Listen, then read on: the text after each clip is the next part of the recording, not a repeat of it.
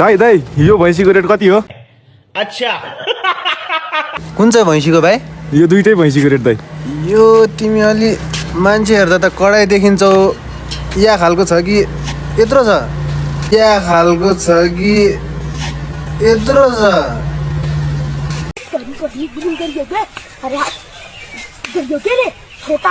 यो भैँसी चाहिँ अलि यस्तो खालको होइन, यस्तो आइबाइदियो यो खालको छ। यो भैँसी चाहिँ अलि यस्तो खालको छ। कुन चाहिँ? यो खालको छ।